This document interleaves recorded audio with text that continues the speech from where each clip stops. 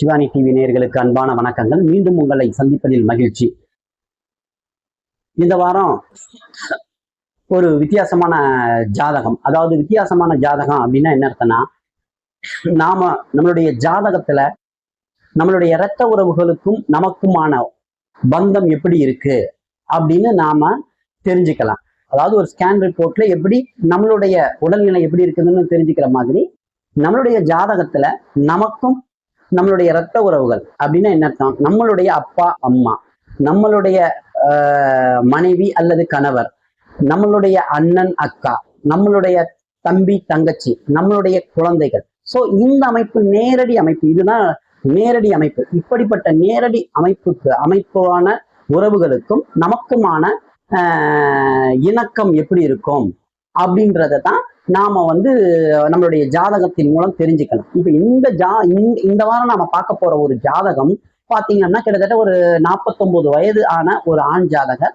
அவர் மன கஷ்டத்தோட தான் பொதுவா ஜாதகம் பார்க்க வரும்போது ஏதோ வீட்டுல ஒரு இக்கட்டான சூழ்நிலைகள் இருக்கும் பொழுதுதான் ஜாதகம் பார்க்க வருவாங்க. அப்படி அந்த மாதிரி ஒரு ஜாதக அமைப்புல வந்ததுதான், அந்த மாதிரி ஒரு சிச்சுவேஷன் வந்ததுதான் இந்த ஜாதகர். ஸோ இந்த ஜாதகர் உடைய அமைப்புல அவருடைய பிள்ளைகள் குறித்தான அமைப்பை தான் பார்க்க வந்தாங்க. ஸோ நம்ம அவங்க பார்த்து அதற்கான தீர்வுகளை நம்ம சொல்லியாச்சு.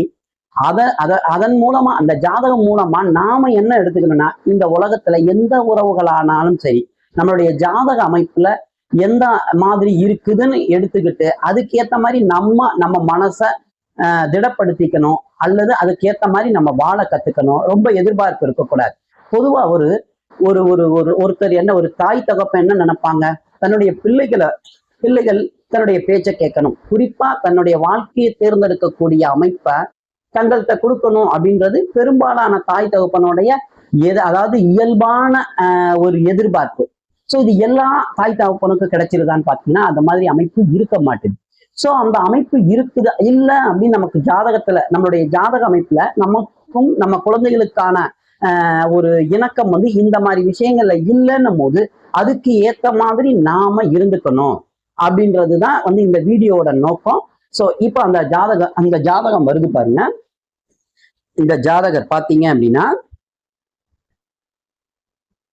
இந்த ஜாதகம் பாத்தீங்க அப்படின்னா 2/1/1978 அதிகாலை 1:06 AM வேலூர் பக்கத்துல ஒரு கிராமத்துல பிறந்திருக்காங்க. பிறக்கும் போது இவருக்கு பாத்தீங்க அப்படின்னா சூரிய தசையில 4, அதாவது சூரிய தசையில பாத்தீங்கன்னா 4 மாசமும் 11 நாட்களும் இருந்தது.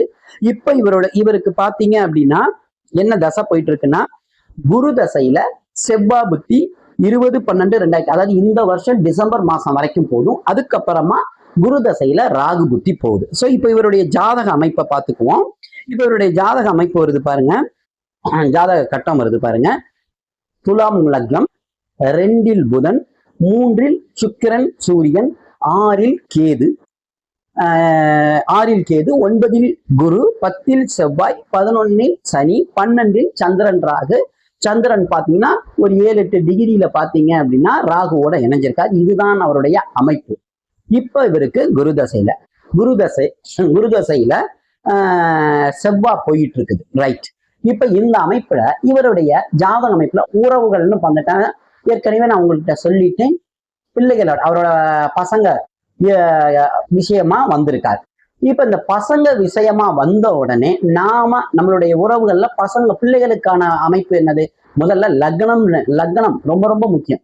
இந்த லக்னம் நம்மளை குறிக்கக்கூடியது. அடுத்தது பாத்தீங்கன்னா 3ஆம் இடம் என்பது நம்மளுடைய தம்பி தங்கச்சியை குறிக்கக்கூடிய இடம்.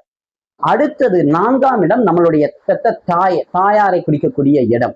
5 நாம பெற்ற பிள்ளைகளை குறிக்கக்கூடிய இடம். 7 நம்மளுடைய வாழ்க்கை துணை, கணவன் அல்லது மனைவியை குறிக்கக்கூடிய இடம். 9 அப்படின்றது நம்மளுடைய தந்தையாருக்கான இடம். அடுத்தது 11ஆம் பாவகம் என்பது 11ஆம் இடம், லான்றதுல இருந்து 11ஆம் பாவகம் பாத்தீங்கன்னா 11வது கட்டம் நமக்கு மூத்தவங்க, அக்கா அண்ணனை குறிக்கக்கூடிய இந்த பாவகம். அப்ப இந்த இடத்துல நம்ம வந்துட்டாங்க குழந்தைகள் பற்றிய விஷயம்.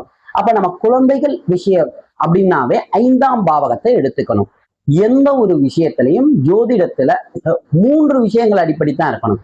அந்த பாவகம், அதனுடைய அதிபதி, அதுக்கப்புறம் காரகன். அதாவது ஒரு குழந்தைகளை பத்தி நம்ம பார்க்கணும்னா 5ஆம் பாவகம் எப்படி இருக்குது, 5ஆம் அதிபதி எப்படி இருக்காரு, அடுத்தது குழந்தைக்கு காரகன் குரு. நம்மளுடைய மனைவி அல்லது வாழ்க்கை துணையை பத்தி தெரிஞ்சுக்கணும்னா 7ஆம் பாவகம் எப்படி இருக்குது, 7ஆம் அதிபதி எப்படி இருக்கிறாங்க, அதுக்கப்புறம் சுக்கிரனை பத்தி தெரிஞ்சுக்கணும். இந்த மாதிரி ஒவ்வொன்றுக்கும் ஒவ்வொன்று இருக்குது. சரி, இந்த அடிப்படையில இப்ப இவருடைய ஜாதகத்துல பாருங்க, முதல்ல லக்னத்தில் இருந்து 5ஆம் பாவகம் பாருங்க, லக்னத்திலிருந்து 5வது கட்டத்தை என்ன பண்ணுது அப்படின்னா சனி பாக்குது.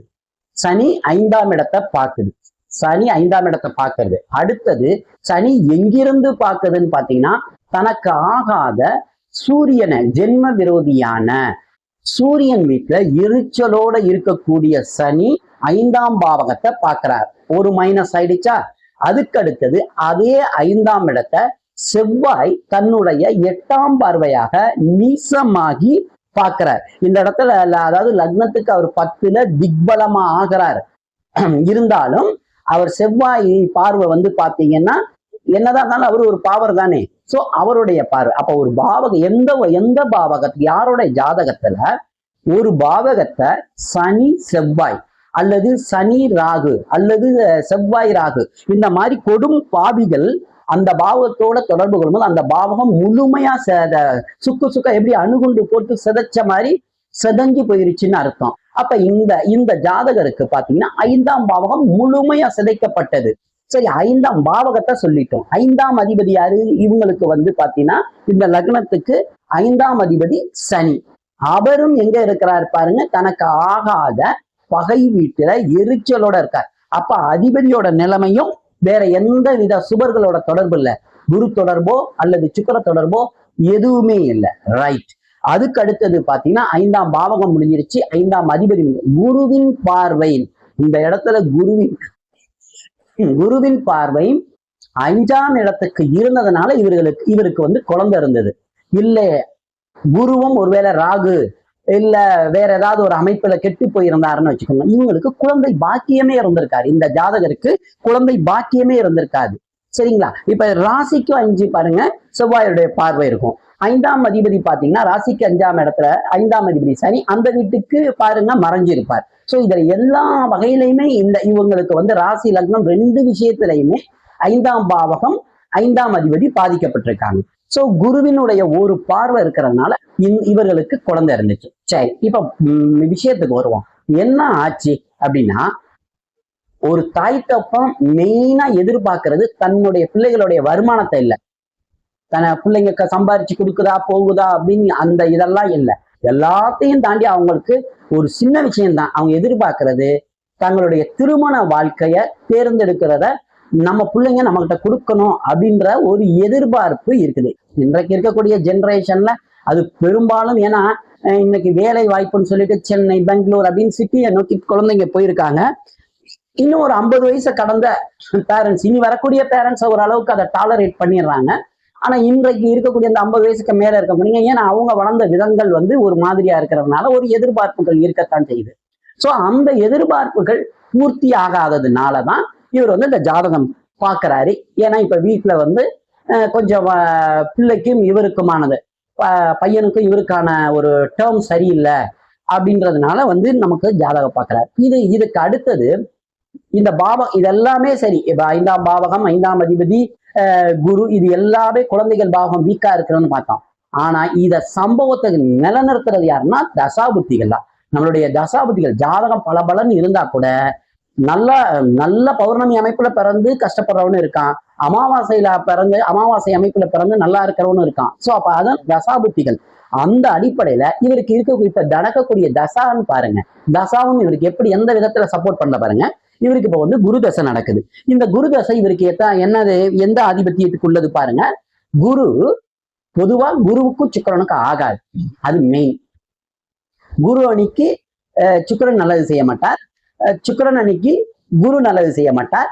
2 பேரும் அதாவது ஒரு இறுக்கமான சூழ்நிலைகள், வேற வழி இல்லாத நிலைமையிலதான் அவங்க வந்து, அதாவது எப்படி சொல்ற, அள்ளி கொடுக்கறதுக்கு பதிலா இந்த கிள்ளி கொடுப்பாங்க ஆப்போசிட்டான அணிக்கு. இப்ப இவருக்கு வந்து குரு தசை நடந்துகிட்டு இருக்கு. குரு இந்த ஜாதகருக்கு 3, 6க்குரியவர். இதுல 3ஆம் பாவகத்தை கூட விட்டுருவோம். 6ஆம் பாவகம் என்ன கொடுப்பாரு? கடனை கொடுப்பாரு, நோயை கொடுப்பாரு, எதிரியை உருவாக்குவாரு, அவமானத்தை உண்டாக்குவார். இப்ப இவருக்கு பாருங்க எந்த மாதிரி இருக்கு பாருங்க. அதாவது குரு தசையில செவ்வா புத்தி போடு. இங்க செவ்வாயும் 10ல திக்பலத்தோட இருக்கிறது ஒரு அமைப்பு மட்டும்தானே ஒழிய அவரும் பாவத்தோட நிலைமையில இருக்கார், நீச்சம்ன்றது. சரி, இப்ப இங்க பாருங்க குரு தசையில இவருக்கு ஆறாம் பாவகத்தின அதிபதியோட ஆதிபத்தியம் என்ன அப்படின்னா கடன் நோய் எதிரி இதை கொடுக்க போறார். இப்ப இவருக்கு என்ன பண்றாரு பாருங்க, குரு தசை ஆரம்பிச்சோன்னே எந்தெந்த பாவகங்கள் லக்னத்தை தொடர்பு கொள்றார், 3 தொடர்பு கொள்றார், அடுத்தது பாத்தீங்கன்னா 5 தொடர்பு கொள்றார். இந்த 3 பாவகங்களையும் இவர் என்ன பண்ண போறாரு? கடனோ நோயோ எதிரியோ வம்பு வழக்கோ ஏதோ கொடுக்க போறாருன்னு அர்த்தம். அப்ப 6ஆம் அதிபதி லக்னத்தை தொடர்பு கொள்ளும் பொழுது கடன் சார்ந்த விஷயங்களை உங்களை மாட்டி விட போறாருன்னு அர்த்தம். நீங்க கடன் வாங்கலாம் அல்லது கடன் கொடுத்து அந்த பணம் திரும்ப வராம போகலாம். இந்த இடத்துல கொண்டு போய் மாட்டி விட போறாரு. அதுக்கடுத்தது 3ஆம் பாவகம். 3ஆம் பாவகம்ன்றது பாத்தீங்கன்னா சின்ன சின்ன பழக்க வழக்கங்கள், நம்ம அக்கம் பக்கத்துல பழகிறோம் இல்லையா, அந்த மாதிரி பழக்க வழக்கங்கள்ல பணத்தை நகைய கொடுங்க, நகையை கொடுங்க, குழந்தைக்கு கல்யாணம் அப்படின்னு சொல்லிட்டு ஏதோ ஒரு விஷயத்துல உங்களுக்கு தனம் சார்ந்த விஷயத்துல பிரச்சனையாக்க போறார். 3ஆம் பாவகம்ன்றது என்ன குறிக்குது? உங்களுடைய இளைய சகோதரம் தம்பி தங்கச்சிங்களுக்கு கொடுத்துட்டு நீங்க மாட்ட போறீங்க அப்படின்ற விஷயம் முடியுது. அடுத்தது 5ஆம் பாவகம்னு வரக்கூடிய குழந்தைகள் விஷயத்திலையும் நமக்கு என்ன பண்ண போறாரு? பிரச்சனையை கொண்டு அசிங்கம் அவமானம், இது 3த்துலயுமே தான் நாமளே அசிங்க அவமானத்தை மாட்டிக்குவோம். அசிங்க அவமானத்தை எல்லாமே இதுதானே. அதாவது அவமானம்ன்றது ஒரு விஷயத்த மட்டும் இல்ல, எல்லா விஷயத்திலையும் நடந்து வருது. சம்மந்தம் இல்லாம பணத்துக்கு கொடுத்து போலீஸ் ஸ்டேஷன் போறதும் அவமானம் தான். அல்லது கடனை வாங்கிட்டு கடன் கொடுத்தவங்க வீட்டு வாசல்ல கத்துறதும் அவமானங்கள் தான். சோ அந்த மாதிரி ஏதோ ஒரு அவமானத்தை என்ன பண்ண போறாரு? இவர் கொடுக்க போறார். இப்ப நடக்க போறதோ குரு தசையில என்னது? செவ்வாய் கொடுக்குது. செவ்வாய் இந்த லக்னத்துக்கு செவ்வாய் பாத்தீங்கன்னா 2-7க்குரியவர். சர லக்னத்துக்கு 2-2ஆம் அதிபதி மாரகாதிபதி. 7 அதாவது 2-7 பாத்தீங்க அப்படின்னா மாரகத்தை கொடுப்பவர்கள்.